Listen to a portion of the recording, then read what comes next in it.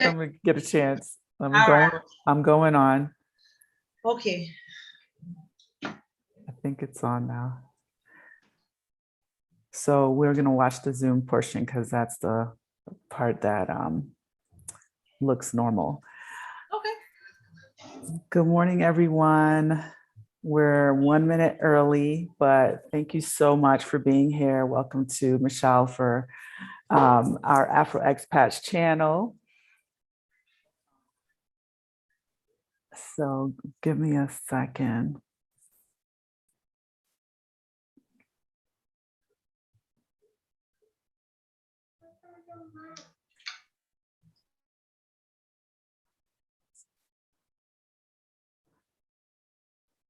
Yeah.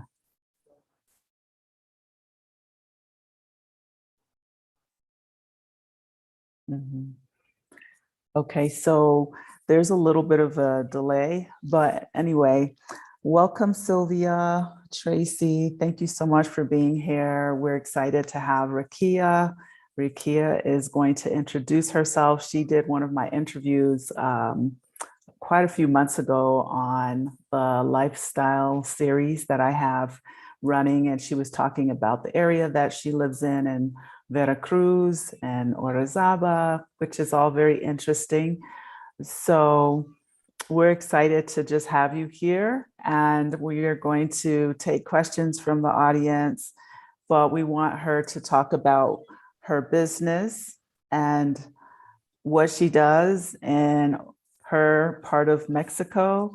And she's also going to take some time to introduce her staff and all of the things that they're doing in their career learning center, correct? Yes. Okay. Right. Hi, Danae. Welcome. Hi. Good morning, everybody. Good morning. As I was already introduced, my name is Rakia. I'm here in Orizaba, Veracruz, and I own and operate Welsh English Career Center, or formerly known as Welsh English Learning Center. We're here in Orizaba, Veracruz. It's the Gulf of Mexico. We have been open and operating since 2009. And I guess I should tell you what we do because we had a name change. So this year has been big. It has been big. We have really taken advantage of COVID situation and being online and trying to provide the best services that we can for our students and community. And for those who are not in Mexico as well. A little bit about myself. I moved here to Mexico when Obama went into administration from the States. And I started to study linguistics. I started to study in Nogales, Sonora, which is in the border of Arizona. And I fell in love with being a English teacher. I just absolutely fell in love with the idea that I can help my students reach their goals by just preparing them with another language. And I had never even been exposed to this idea living in the United States. So I was introduced to a young lady. Her name is Montserrat. Miss Monte convinced me to work with her team and help me to just ignite a passion for teaching. And I owe my success here in Mexico to Montserrat Gomez, okay? I then had to move to Orizaba. My husband is from Orizaba, so we moved here to Veracruz. And I just kept it going. I've seen that there was a need for English. There was a need for resume career building skills. There was a need for students and I guess just people to realize that the world is much bigger than the United States and Mexico. There's just so many other educational opportunities out there for you. And I'll hold your hand to get you there. So that's what I do. I opened Welsh, like I said, in 2009, we started literally in my living room. Mm-hmm. And then by roughly 2012-ish, 2013, I was in my first official school building. Wow. And I literally went from 2 students at a park bench, teaching them ABCs, 1, 2, 3s, to full-fledged classrooms, and really making plans. And then I had to figure out, oh, well, we just can't teach them. They have to have some type of certification that is valid. So then I had to pitch myself and my school to Cambridge University, Cervantes, and then I had to get them to back up my programs. And now it's just off and running. I can't complain at all. We've been a blessing to the community. I don't think people realize how much the community has been a blessing to us. We're only as strong as the community allows us to be. And this being said, right now we hold first, second, and third place with the top English speakers in the state of Veracruz. Oh, congratulations. Thank you. 2019, we started to work with Cervantes, which is the university in Spain, which gives us the opportunity to teach Spanish here. And our Spanish students, when they finish, they are able to be certified Spanish speakers, meaning that they could work as Spanish teachers, or they could just have the certification as a part of their curriculum. Mm-hmm. This year, 2021, we started French. We started teaching French classes. And in January, we're going to start teaching German. Oh, wow. Okay. So we are definitely a full-fledged linguistic center. We try to cover all your needs. We maintain our classes really small. I like personalization. I'm a person who thinks of quality, not quantity so much. So my class sizes are very small. I only allow my teachers and myself to work with 4 people at a time, 4 people. Okay. So that way you get personalized sessions. Okay. This allows everybody to not hide, because in bigger classrooms, you get to hide yourself and act as if you understand when you really don't. I'm really big on my teachers learning their students. We focus on facial expressions so that we can really understand if our students are picking up exactly what we're putting down, because it's very important that if you invest in education, you receive the best of your teachers so that you can be the best, right? Right, exactly. Okay. Well, I want to back up just a little bit and have them understand how you ended up in Mexico, just a tad.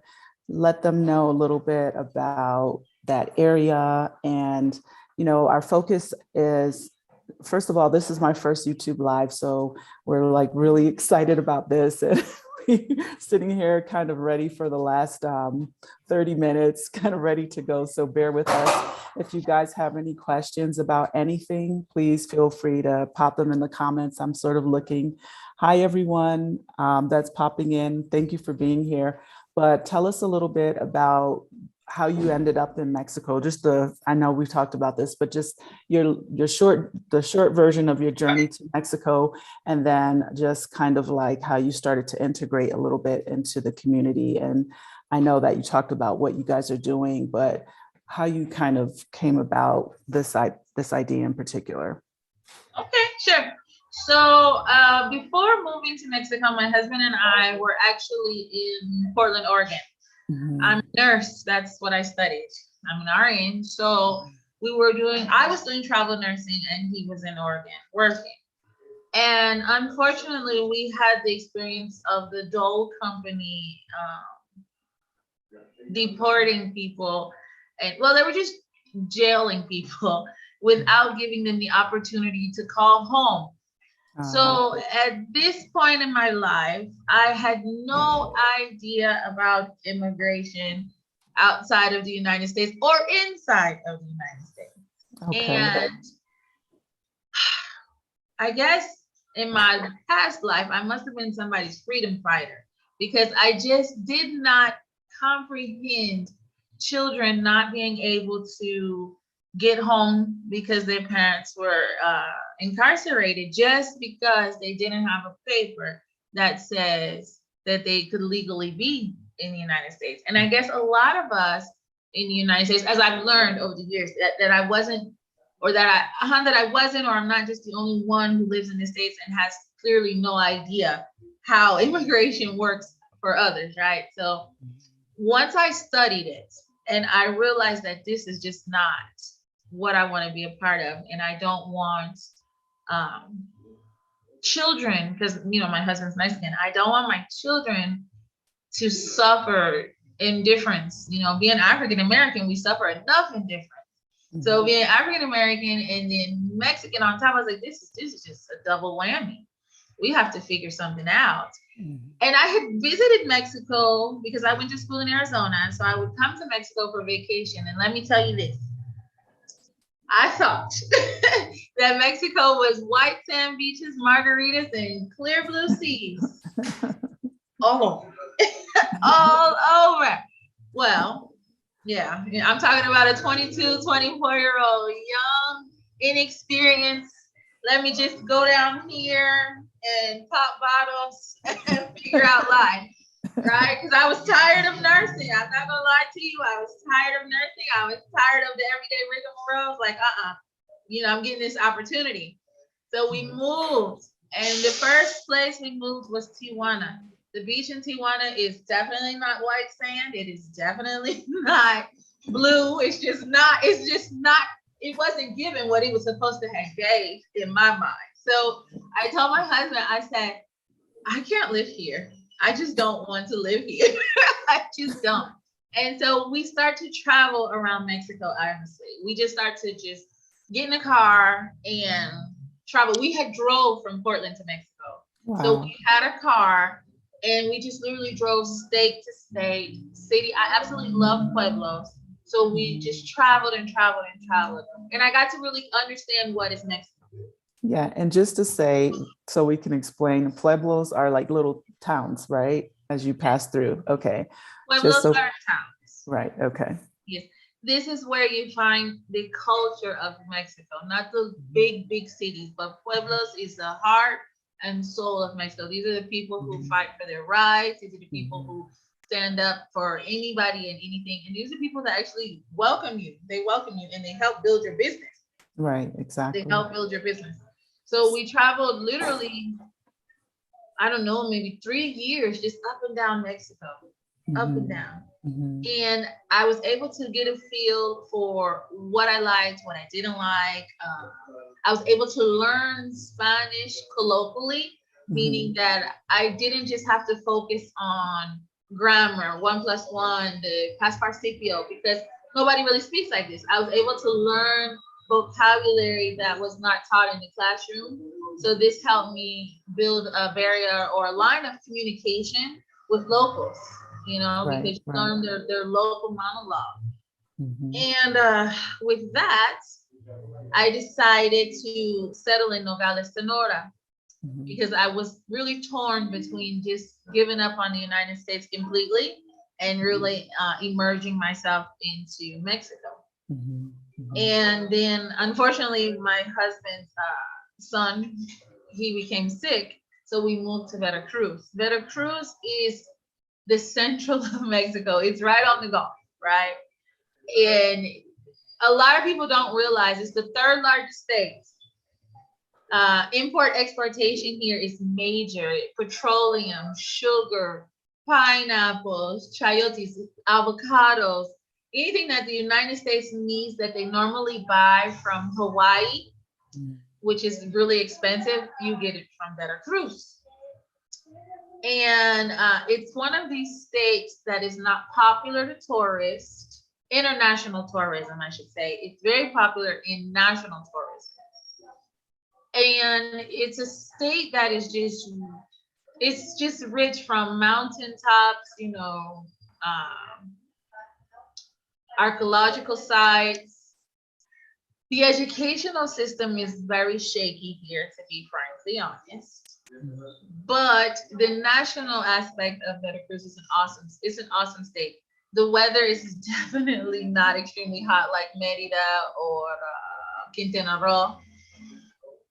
We have mountains, like right now it's cold. It's cold. We have winter here. Like we have pull out your jacket, snow boots, winter. So I tell people this all the time. When you travel to Veracruz, you must understand that the beach is one thing, and then you get in the mountains and you feel like you're in New York.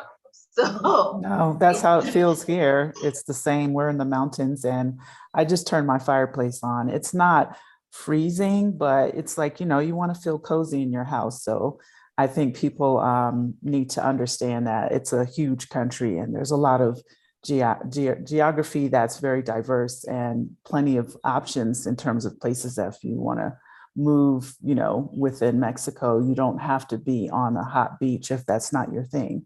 A lot of people like that, but yeah, there are lots of other options. So, but I want to grab some questions. Someone wanted you to explain how you were able to set up your business in Mexico, and that's by Baz, and how you avoided the difficulties. I think a huge part of that was already answered, but you can kind of better explain. I know you started with the park bench and the 2 students and things like that, which I think is amazing. I don't know, how do we not cover this on the last interview, but okay, go ahead and tell us all about that. yes. So listen, I moved to Mexico when, I guess, if people are struggling with technology right now in Mexico, imagine I've been in Mexico a total of 14 years. Wow. So when I moved to Mexico, life was just really different. You could just set up shop in a way that didn't need so much paperwork. I'm learning right now in 2021 with the new expats that you guys got to go through a lot, right? So I'm just going to be honest. I started in a park bench as everybody's local tia, which is aunt. In my community, I'm either your aunt or your madrina, which is godmother, right? So everybody wanted to learn English with a native. And, I'm clearly African American, so they were intrigued by my hair. They were intrigued by the way I spoke. And I took advantage of that. I took advantage of them being intrigued. I was never offended at the fact that they wanted to touch me or they wanted to get to know me. So I figured, and let me tell you this, I started teaching for 13 pesos. Wow. 13 pesos. I'm not going to tell you how to do the math, but you do it. Well, wait, before you even finish that, let's say, let's give an explanation of what 13 pesos is, just so, the mindset is in the right place. That's less than $1, right? Because they're about 20 pesos right now equals $1. So just putting it out there, obviously to more show not, that you want to undervalue your services, but more to show that you were passionate about what you were trying to do. And if you didn't have that passion, you wouldn't be right now with a school, because you actually have a school, you have employees. And before we go too much further, we're going to bring some of her, she wanted to bring on a few of her employees and students, I guess. So you can explain the rest of the park bench situation, and then maybe we can segue into that. Okay. So I want to just touch on this. A lot of times people ask me, oh, I want to do teaching in Mexico. And I'm just like, it does not pay well. It does not pay well. So you must be passionate about it, meaning that you must be one of those people that are willing to knock on your student's door and play basketball with them, pull them into your culture, help them understand why they need. Because if you don't live in Mexico City, you don't live on the borders, a lot of times the culture here is not going to understand the need for it. And when I started teaching at 13 pesos an hour, it was more of getting to know my community, understanding their culture, letting them understand me. Obviously, as I started to grow, I charge more. I went from 13 pesos an hour to 400 pesos a month. Now, I'm roughly at $200 USD, so depending on how you want to perceive or be perceived in your community is where you're willing to go. A lot of times people come with the mindset that they want to make US dollars right off the jump. Where are you located in Mexico? Is the US dollar of value in your area? Are the people able to pay that? When I moved to Orizaba, no, it was just impossible. It was impossible to charge USD prices in Orizaba. because Right. it's a pueblo. It's a pueblo mágico. It's just becoming a pueblo mágico. I think we might have 6 years with that title. Mhm. So obviously their income was not able. But for me, teaching has never really been about income. It's always been about providing a service that could get my students out of poverty, that Right. could make my community be different, grow. When you work with people who farm or horticulture in general, you want to make sure that they're not being abused. Mhm. So I took a lot of times I taught English at the exchange of Nawa, meaning that the locals taught me their Indian language or dialogue. Mm, okay. And I would be fine with that. You know, I've had students come and pay me with coffee, with chayotes. That's cool. It's cool because at the end of the day, Mexico functions off of a system called word of mouth. Mhm. Word of That's mouth. true. Mhm. So if your community is happy with you, people will come. They will come. Contracts will come. You know, now I teach, I literally have a contract with Pemex, which is the petroleum company. I have a contract with Caterpillar, which is a machinery company. Mhm. You Mhm. know, so it will come. I just want people to understand patience is the virtue with business. Yeah, that's Patience true. is definitely the virtue. That's true. And just, you know, try not to have your expectations of what business is like in the United States versus business here, because they're on two different playing fields. Yeah. Two different playing fields, you know. Mhm. Right now you have SAT, which is like the IRS. Mhm. You know, these things change. I don't think people understand this. Education, SAT, taxes change every president, which is every Mhm. 6 years. Right. Every That's right. 6 years. When I started my business, Calderon was in office. He was so involved in controlling violence that business was, you know, do whatever you need to do as long as it is prosperous for Mexico. And then Peña Nieto came into office, and Peña Nieto was education reform. Education reform. This is where English picked up and was able to take off, because now you cannot graduate college without English. So, being an English teacher, now my job is valuable.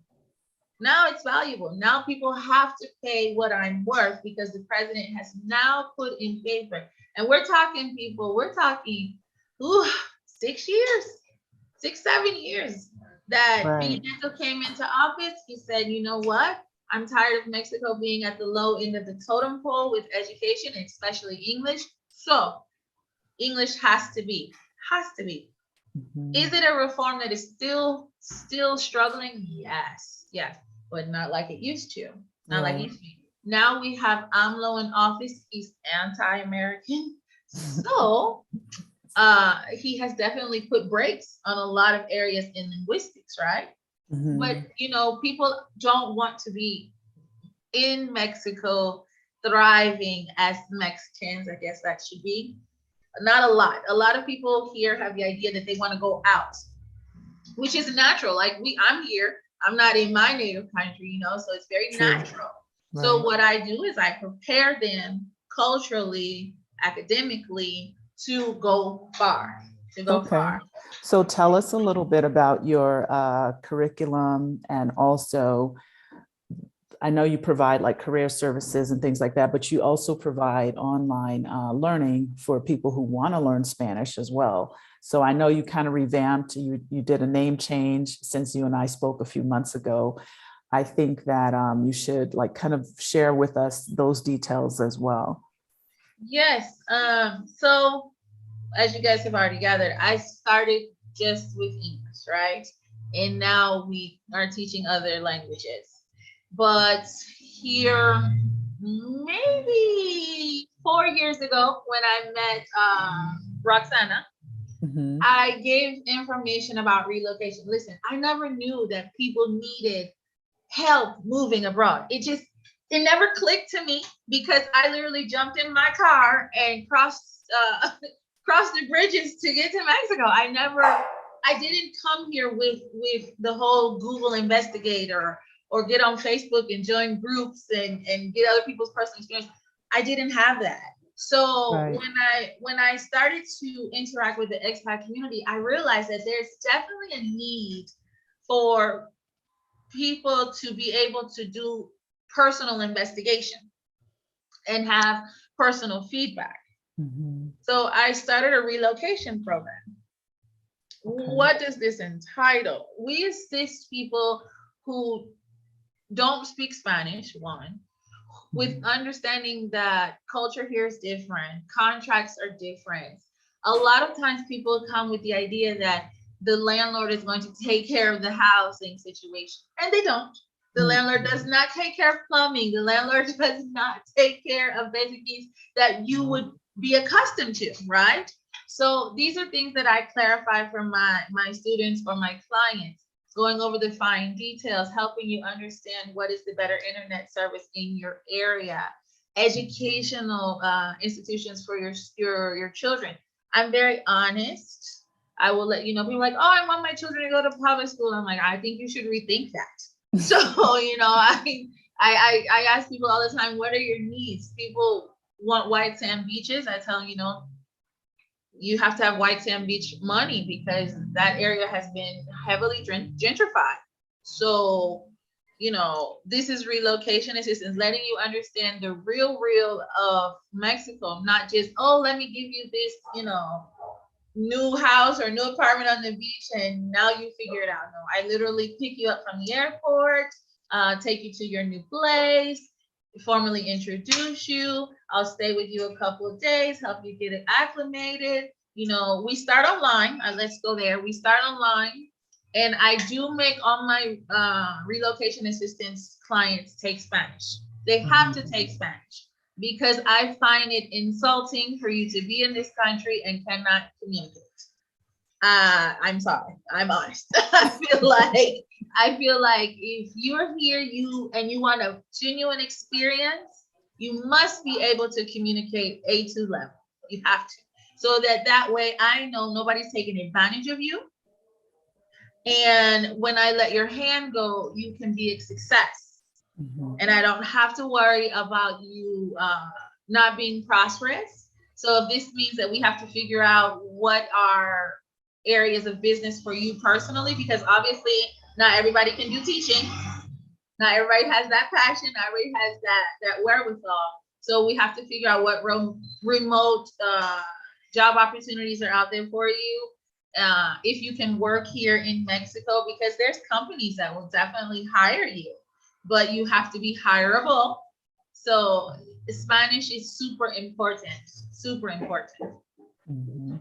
Someone asked a question, and I know we didn't quite finish the thought, and I want to make sure we get your students and some of your staff on as we discuss, but someone wanted to know, what did you mean by anti-American, and how does that affect Americans who want to move to Mexico in regard to AMLO, the president, the current president? Anti-American is when the laws don't benefit you. For example, laws change here, like I said, every 6 years. When I moved here, it was very hard to marry a Mexican national, meaning that it was upwards 25 to 60,000 pesos.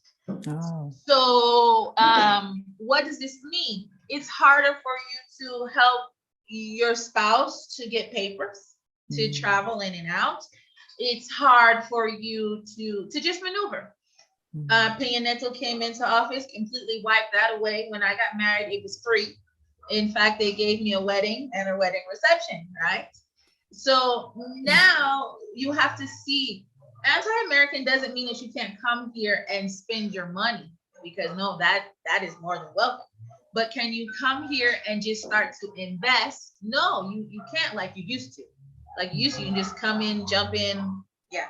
Now you can see that SAT has rules. SAT is the IRS here.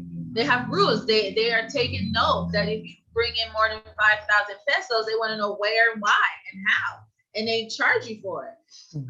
You can clearly see now that the products that we're used to having from the United States, they're ridiculously expensive right now. I mean, you can just look at Dove soap, 4 bars, 80 pesos. That's a ouch.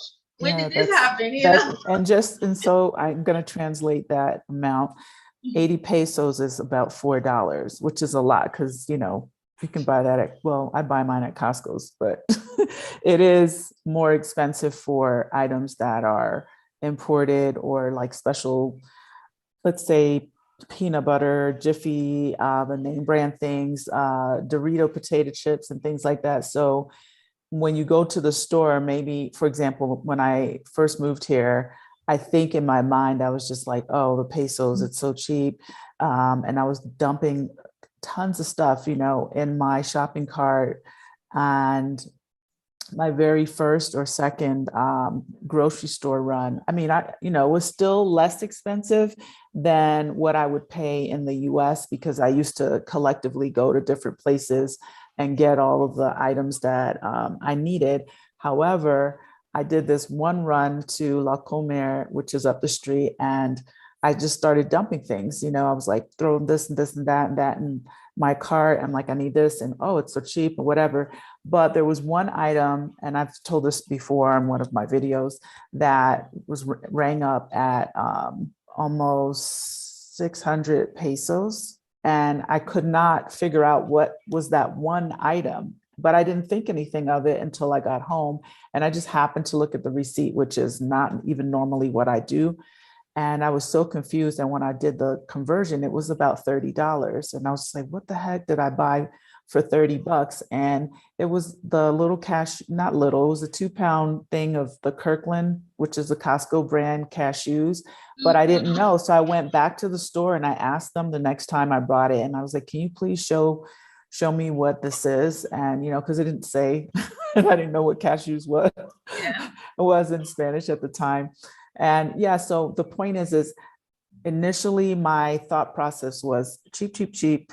And then like over the last few years, I've really stopped to ask myself questions about picking certain things up. You know what I mean? So yeah. I think we all go through that phase. And this is something that I teach in the relocation program. Even though you make dollars, you should not be paying high dollar prices in Mexico. Yeah. And this is why it's important for you to learn Spanish so that you can defend yourself, to make sure that you are not being taken advantage of by the locals, by companies, by anybody. And I mean, this is a touchy subject, but I'm gonna go for it.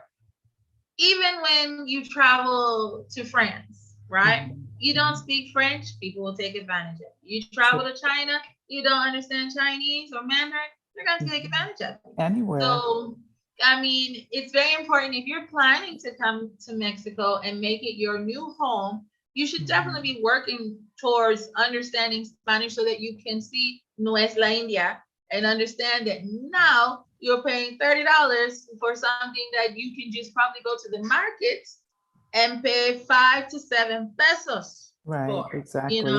And I think in saying, and to further that point, I know we're getting a little away from the business talk, but to further the point is when you start learning the language, you kind of start learning and you know where you can get certain products. You and I spoke about this in one of our first conversations about all the kind of like organic things, the probiotics, that we're so used to buying when we're in the US off of the shelf. But here, it's really available in a more natural form, or someone freshly made it and it's good for you, probably better for you because it's not in a pill or tablet form. And so the point is the more you can integrate into the community and the more you get to learn the language, you'll find like the little tiendas, which are smaller stores with organic products. And a lot of times it'll be, for example, I've been to a coffee shop that this woman she pulled out a little tray and she's like, oh, I made these organic soaps myself. And this one is this. And so a lot of people will, dibble and dabble in very specialized things. So it's out there and, it's available to you. It's just not available in the presentation that we're used to having. And when you learn the language and you learn to just kind of, try on the whole community as a whole, then you start realizing like, oh, I can get this and I can get that. I get stuff that's for my hair. I mean, we definitely have that as a challenge, you know, as Black women, we definitely have the hair challenge, but there are a lot of things around us in nature that we're just not used to just, you know, taking. And I think we talked about that too with the aloe vera at one point. You know, I was like, oh, I could just, you know, go over and literally cut an aloe vera branch off and make my own concoction, and it works, you know. So it sort of not forces you to be you know, kind of approach it differently. It just gets you to think in a different way, and also to really keep an eye out for a lot of the local products that really are better for you in general. So that's so true. That's part of the thing with the relocation assistance as well. We go over things. I give my students what I call sister to sister Spanish class. They go to Spanish with our native Spanish teachers that I'm getting ready to introduce. And then once or twice a month, they have sister to sister Spanish class with me, where we go over hair products, where we go over hygiene, we go over geographical areas, where I show more about Mexico so that they can pick an area that they like, you know. Right. And I think this is all a part of having your Spanish or whatever class or course that you're in become more personalized for your needs. Okay. And this is something that makes my my career center completely different from other linguistic institutions, because I'm very, very personable with my students. You know, I know them. I try my best to get to know them, to make sure that when you do move here, you're comfortable. You are comfortable enough to start your journey. You don't have to live with fear, because when you move, you're scared a little bit of how to react, how the people are going to react. So this is part of the relocation assistance program, how to be prepared so that you're not moving with so much fear of interaction. Okay. Right. So I'm going to take this moment to introduce my staff, because we have a break in class. We Awesome. work from 8 a.m. to 9 p.m. Monday to Friday. So Wow. the morning staff is here now. And then I'm going to introduce, we have Miss Joanna, who teaches English. Come, Miss Joanna. Miss Joanna teaches English and Spanish. Hola, mucho gusto. Hola, mucho gusto. Miss Joanna has been with me 5 years. Wow. 5 years. So she works with the babies and she works with all my Spanish students. Okay. Okay. And then we have Mr. Luis. I didn't catch your name. Hola. Hola, ¿cómo estás? Bien, muchas gracias. Bien, mucho gusto. Igualmente. Mr. Luis teaches English and French. Oh, nice. Okay. He teaches English and French. He works with the teenagers. What do you say, like 11 and up, right? 11 and up and adults. Okay. And we have Mr. Ivan. Okay. No. Hola. Hola, ¿cómo estás? Muy bien, muy bien. ¿Tú? Bien, gracias. Qué bueno, qué bueno. We have Mr. Ivan. Mr. Ivan is my life partner. He's my husband. So he knows okay. this is Mr. Welsh. This is why the school is Welsh. Okay, mucho gusto. I met you before. Yeah. When we did the other interview. You're just all like formal right now. Not formal, but I think you were more relaxed back a few months ago. Nice to meet you again. So, Nice to meet you too. Mr. Ivan teaches English, Spanish. He coaches. He does everything. Oh, we started a chess club. So he's that's right. You said that. Awesome. Yeah. So we try to make sure the community has more to do than just study. You know, we try to keep them active. So today is the official starting date for the chess club. Awesome. So we'll have kids here speaking English, Spanish, and Nawa learning chess. Tell me a little bit about your Nawa. So it's a program that I'm putting together. We are in a community that is called Isla Juancillo. So here in Isla Juancillo, their native tongue is Nawa, then Spanish. most people who speak Nahuatl join English really quick. They pick it up quickly, right? Mhm. So it's a dialect, and it's a dialect that is used in the markets. It's a dialect that is used in your local streets. Mhm. It's a dialect that is very common. If you go further south, you'll get into Mayan. So, you know, it's important that you understand the dialects somewhat because they're difficult. So that way you can barter. Barter meaning you can exchange, right? When you like nice artisanal things, can you bring me San Jositas, please? When you like nice artisanal things, it's important that you speak the dialect so that way they don't overcharge you. Like this is artisanal. Oh, nice. What is that representative of? Is San Juditas or San Judas, See? St. Jude. He's a patron saint here in Mexico. Okay. Or like St. Jude Hospital. This is Okay. St. Jude, right? So this is handmade, artisanal. Mhm. Thank you. So if you come and you speak English, they're going to charge you roughly $50. But if you speak Spanish, roughly 600 or 50 pesos. If you speak Nahuatl, you Okay, get wait, 450, okay, $50 versus $20, just to translate, because you went from the US dollars to pesos, so peso. making sure everyone understands that. So yeah, you're getting charged almost double or more than double. Okay. But wait, if you speak Nahuatl, you can barter it down to 50 pesos or 100 pesos. Okay, well, do you teach Nahuatl in your class at school?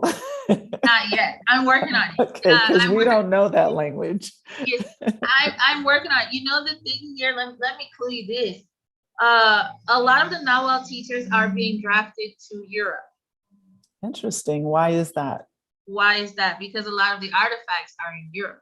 And the artifacts can't be translated or spoken about in the European museums because they don't have Nahuatl teachers. Wow. So it's big competition. The European market for Nahuatl teachers are paying them like 80,000 euros.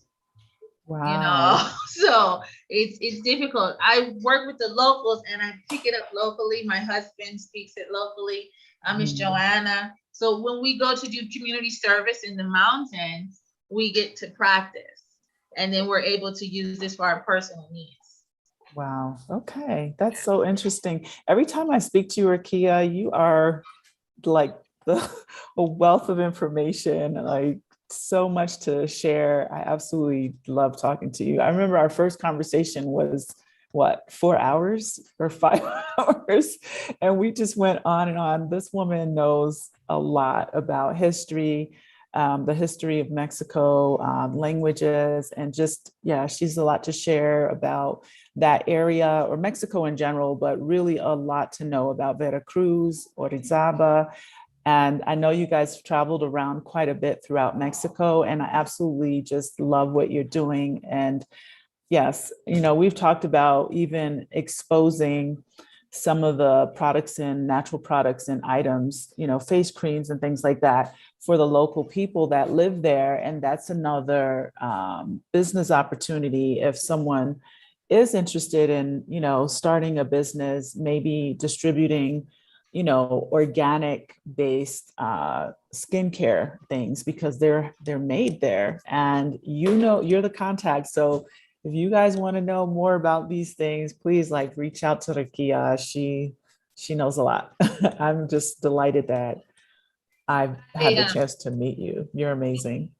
I have a student who is coming up from Playa del Carmen on the 28th. She's a dancer and she's in our Spanish program and she does wealth, health and wealth.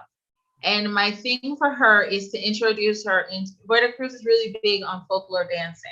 So my thing is with her relocation assistance is I want to introduce her to people in the folklore area. And then she does yoga and the health, wealth. Orizaba is an ecotourism town. So I want to put her in those connects so that she can start her business there because we definitely have a need. We definitely have a need for it, right? So that's a part of the relocation assistant, understanding what you need and helping you thrive in Mexico. whether it be here in Veracruz or it be in Michoacan or be in Yucatan, wherever, but just helping you get the right connect, Right. and making sure that you are able to do what you want to do, Mhm. whatever it is you want to do, okay, Yeah. within the realms of right. Yeah. Whatever it is you want to do. I Yeah. love it. So tell us a little more about your actual program, like, what your your courses look like, and the online courses and things like that. So yeah, we're gonna Move wind on. it down. Yeah, it's like I could Okay. talk to you forever. Well, each linguistic course Mhm. has a base of 6 months. I think that it's very important that people understand you did not learn your native language in 2 weeks, so you Mhm. cannot expect to learn any other language in 2 weeks. Mhm. I ask that everybody be willing to dedicate themselves 6 months, Mhm. so that way I make sure that you have good basis to stand on. Mhm. The courses depend on your level. So if you're in 0, we start at 0. If you're intermediate or advanced, we start there. We Mhm. try to pair you with a person who has traveled or has lived in the area that you're targeting.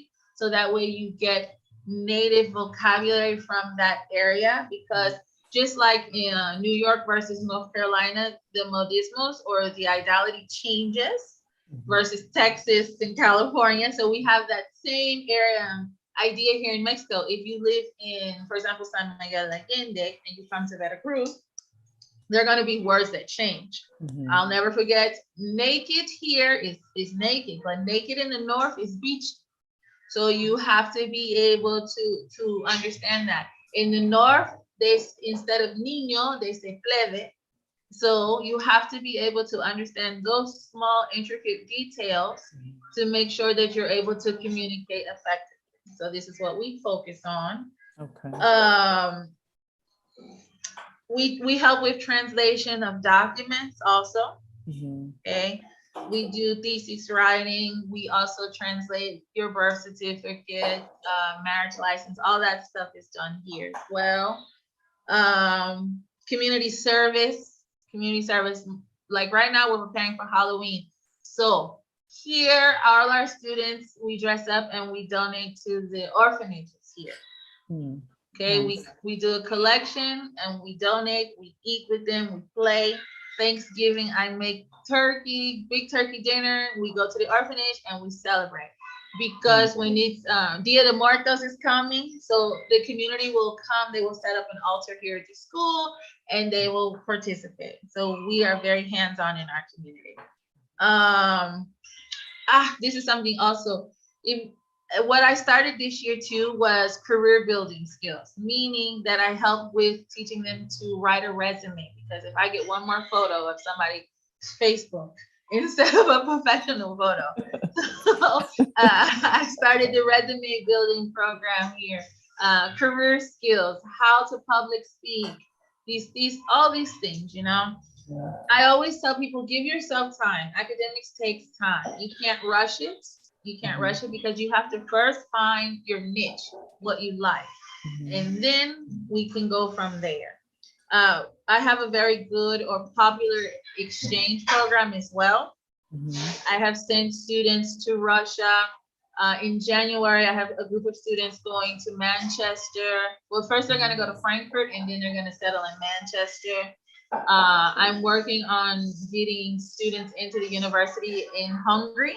Mhm. So I have really helped my community understand that the world is out there, not just the United States. You can go anywhere in the world and education will be for you. Right. So I've helped them understand that English is their key. English is the key to unlock whatever door you want to. Mhm. And my Spanish students, because this is a new area for me, but I'm working on it.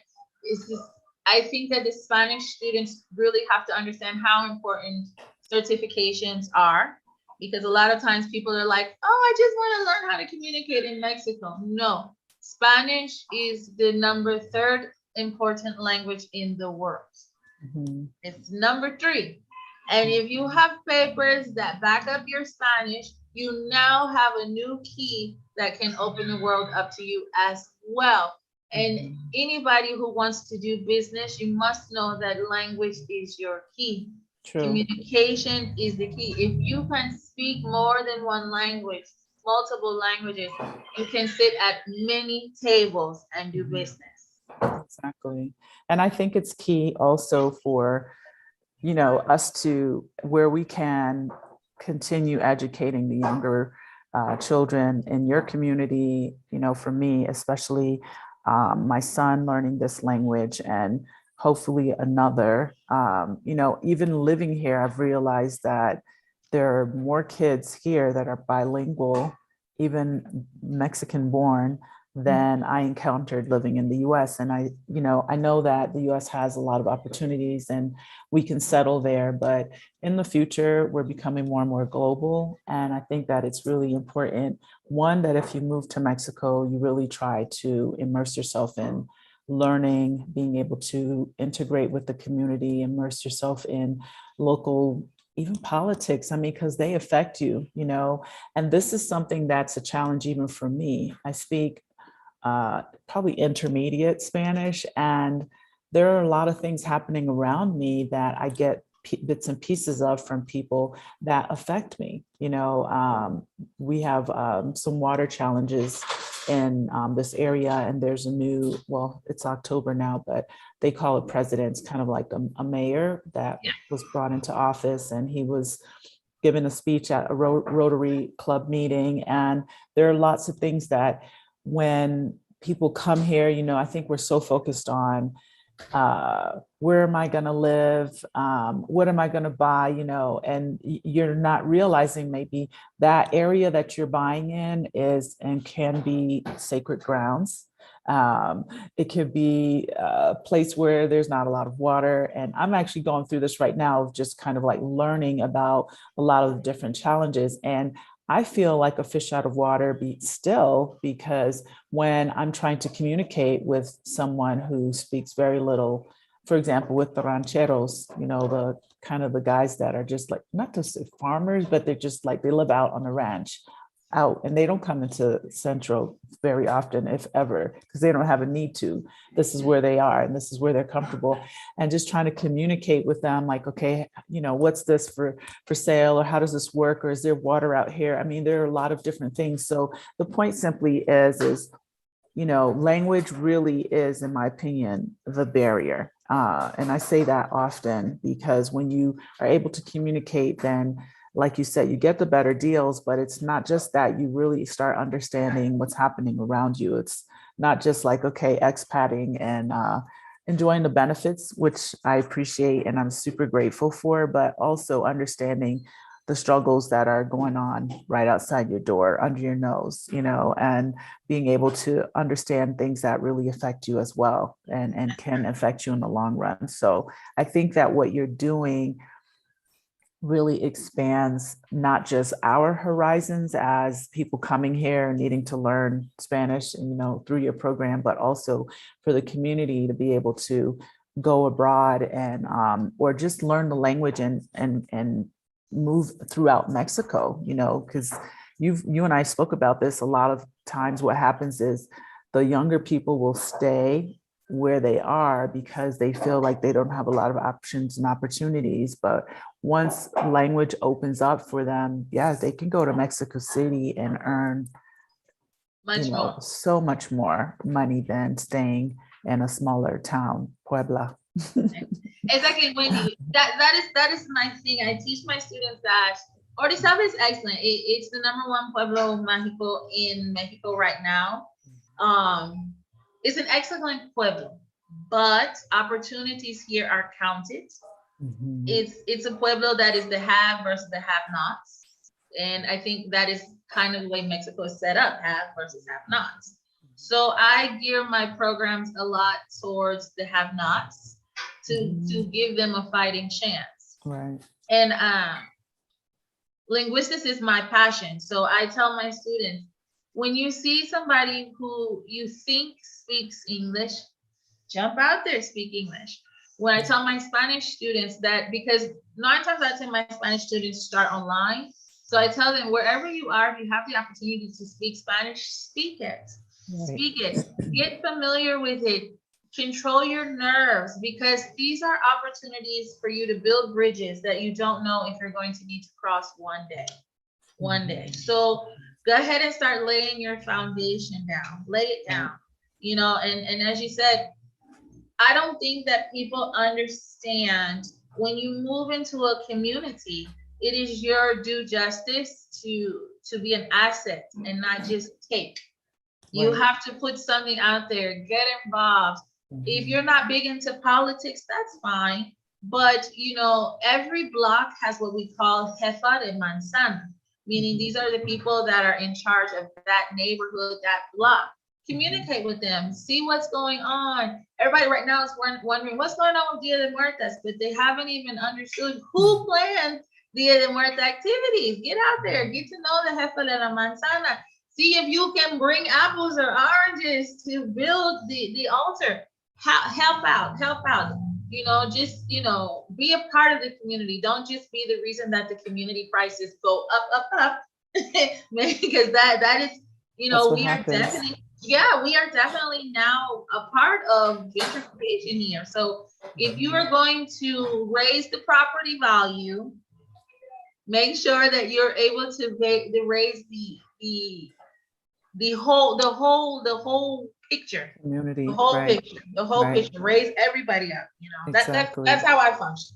Exactly. That's how I function. In my community, I really look, and not just where I live, because my school and my house are now separated, thank God. So I've tried to make sure that Orizaba is getting the best of me, as is La Juancillo also.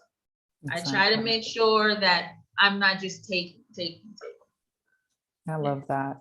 So tell us about how people can find you online, if they were interested in basically taking one of your courses, and what classes you offer. I know you offer Spanish, but I know for the community you're offering, you to just introduce German.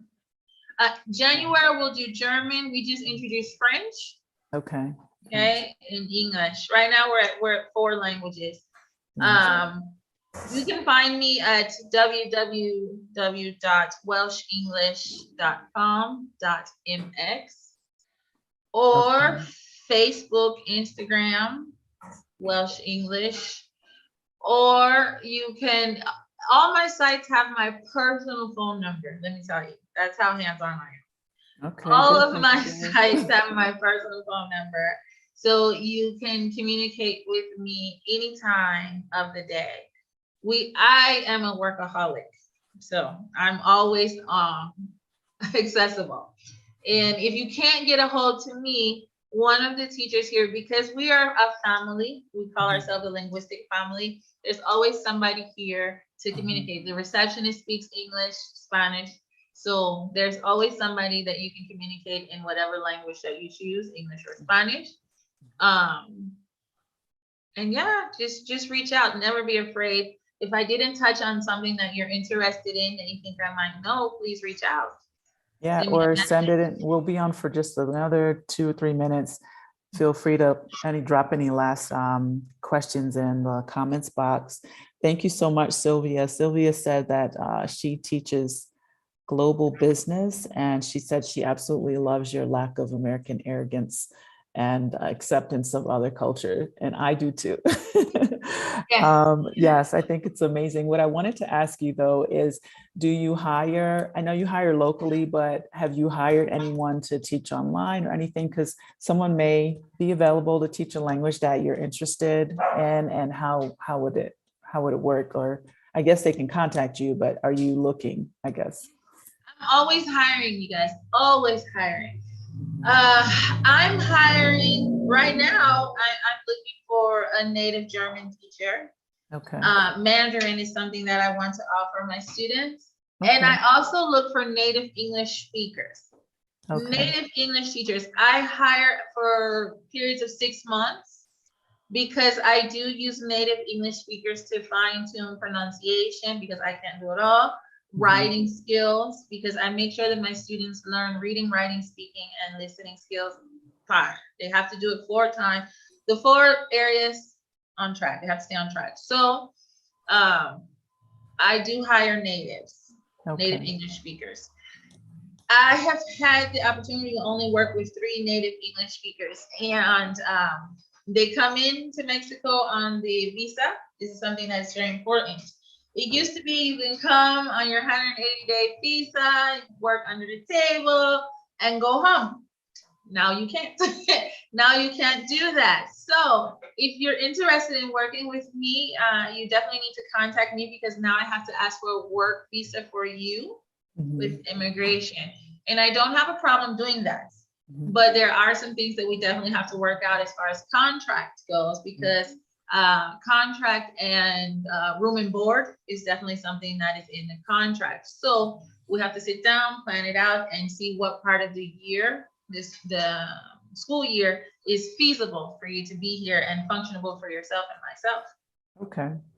Okay. No, that's good to know. Do you assist with the working visa, or is that okay. All right. That's good to know. I mean, they can get more details from you, but since you were talking about, the different languages and teachers, I just thought if you are hiring, because there's always someone looking, I'm sure.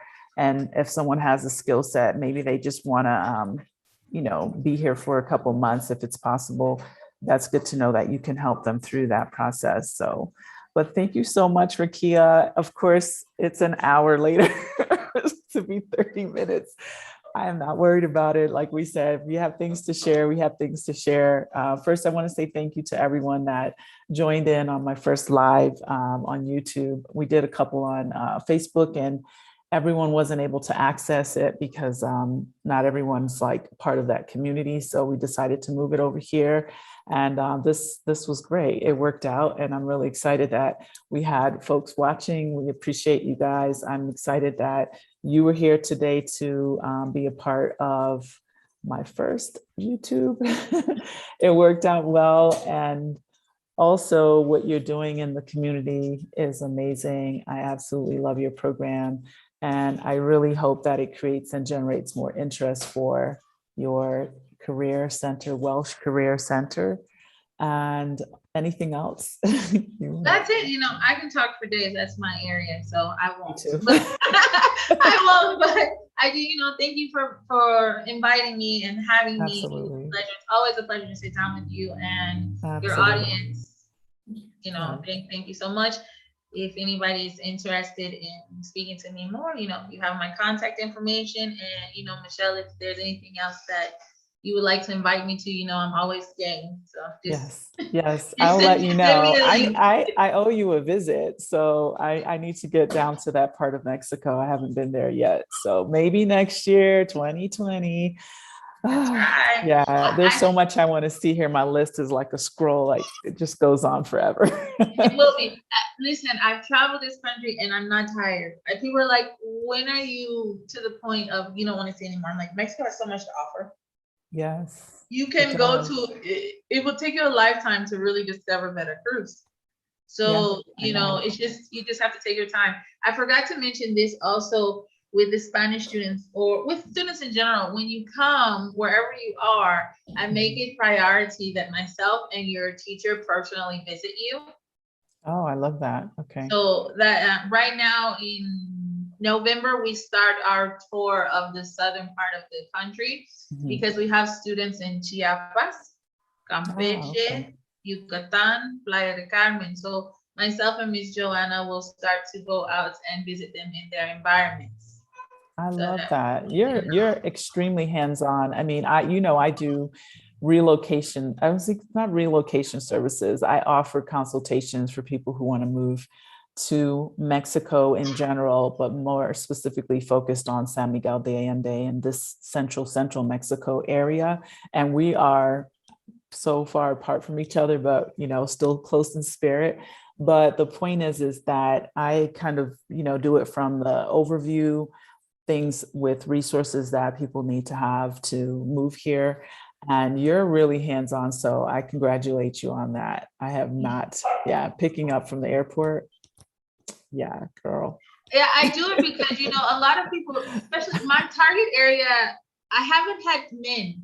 I have not had a man client yet. But most of my clients are women. So I feel like it's very important that when you get off a plane, I know anxiety, right? I know getting off that plane, that anxiety is at an all-time high.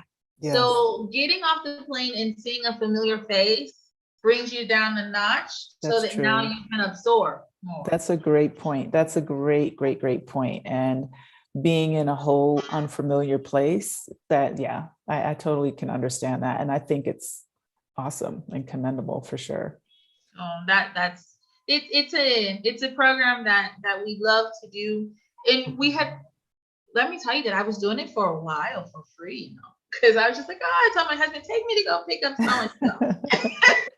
Yeah. Well, that's where you start, because it's the Yeah. passion. That's the same for me. That's where I started. I was giving lots of advice and information, and, and then it becomes a lot and you're like, whoa, okay, this is taking up, more than my whole day. So then you realize there's a need, and there's a niche, and then you create something around that. So it is what it is. And we're here to help people. In the end, we're doing it because we really like it and we really enjoy it. And I know I enjoy where I live. I know you enjoy where you live. You've been there for a while. Yeah. And I love that you sing the praises of that area, because there's a lot to know about Mexico. And I enjoy what I do because I get to meet so many of people like yourself who just moved here either a long time ago or they've been here just a short time. And it's like everyone's journey is absolutely different. So I'm going to segue into, if you haven't seen my lifestyle series on this channel, please check it out. I've also interviewed Rakia along with Roxana, who lives in the same area. And I've also interviewed several people throughout Mexico. So Mexico is huge, large. If you didn't know, there's more than Playa, which is amazing. But in addition to all of that, there are so many incredible people that live here. Afro-Americans, not Afro-Americans, Mexicans in general. And I just want everybody to be a part of, the knowledge. And that's what we're here for, right? To share. Yeah. Our expat community is very large. I spoke about this when I went to the States in June. I don't think people realize that the expat community in Mexico is crazy large. It's huge. Crazy. The Afro expat community is growing. It's huge, but the expat community in general here in Mexico it's just impresionante. No, it's huge, especially in certain areas. And I also want people to know too, we're not here to reinvent the wheel, because the path has already been paved for us by, expats that have been here for decades. But, we want to shine. I know for myself, I've always wanted to shine a light on different parts of Mexico and traditions, and just, my experience through my lens. And that we did not have. And I'm very appreciative for people like yourself and the Rashidas and the Stephanie Perrys that are out there, the Queen D. Michelle, SM Marie's, we're all kind of like, oh my God, this is my experience. This is happening for me in this place that I live in Mexico. And we're all so spread out. Like a lot of these people that I'm mentioning, I've met some in person, but I haven't met everyone in person, but we all feel like a community of support. Like Miss Patricia, she's been here 20 plus years. And it's amazing. And I can guarantee you that she feels just as new here in aspects as I do. You wake up one morning and you hear something and you're like, really? I didn't go through that. But you start to investigate and you're like, oh, this is happening now. So it's an experience. Living abroad is definitely an experience. It's an experience that I think everybody owes it to themselves to try at least once. Absolutely. At least short term. You take advantage of those 180 days and run with it. And see where it leads you. Yes, absolutely. So, well, thank you so much, my dear. Thank you everyone for being here. I appreciate you. And we will be back next week for another live with Anna Siller. I've had her on as well. If you haven't caught her interview, she's going to share with us kind of from an attorney standpoint and more information, kind of a little bit more technical probably on how to start a business in Mexico. So that is the general gist of this particular live, is to give as much information from different people who have actual businesses and or people that are aspiring or in the process of setting up a business in Mexico, so we can kind of share you know, all the different challenges, because nothing is consistent here. So you must be patient with that process and understand you can't just do it, but, you know, here are places and tools on how to do it better. I had not Anne-Marie, I had Patricia Antali on last week on one of my Facebook platforms.